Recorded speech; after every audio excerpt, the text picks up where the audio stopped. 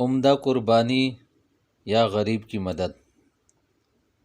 رسالت مآب صلی اللہ علیہ وآلہ وسلم کا طرز عمل اور شریعت مطہرہ کا حکم ہے کہ اللہ کے نام پر بقدر استطاعت عمدہ سے عمدہ جانور قربان کیا جائے۔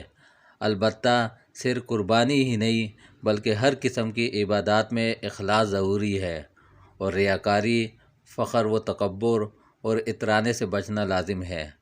آج کل کچھ دانشور یہ فلسفہ بیان کرتے نظر آتے ہیں کہ قربانی تو 18 یا 20 ہزار کے بکرے یا جانور سے بھی کی جا سکتی ہے، عمدہ جانور لینے کی کیا ضرورت ہے، باقی پیسوں سے غریبوں کی مدد کرو۔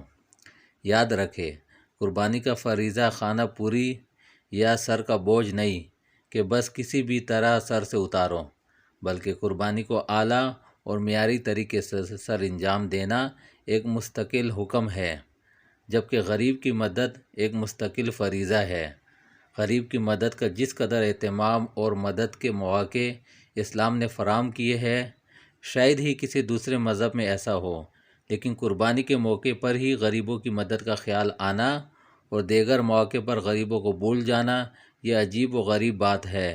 حقیقت یہ ہے کہ قربانی میں غریبوں کا ہی فائدہ ہے، غریبوں کو گوشت پہنچتا ہے، لاکھوں غریبوں کو روزگار میسر آتا ہے، قربانی کی کھالیں غریبوں کی فلاح و بہبود میں استعمال ہوتی ہے، وغیرہ وغیرہ۔ نیز اگر ہمیں غریبوں سے اتنی ہمدردی ہے تو قربانی کے فریضے کو موضوع بحث بنانے کے بجائے زکوٰۃ کے فریضے کو صحیح طور پر ادا کرنے کی مہم چلائیں، کیونکہ اگر ہم زکوٰۃ کی ادائیگی کو صحیح طور پر سر انجام دیں تو کوئی ایک غریب بھی ایسا نہیں بچے گا جس کی بنیادی ضروریات کا مناسب انتظام نہ ہو جائے۔ اگر اب بھی بات واضح نہیں ہوئی تو ایسے دانشوروں سے پوچھا جائے، آپ اپنا اسمارٹ فون یا آئی فون بیچ کر سستا سا موبائل کیوں نہیں لے لیتے؟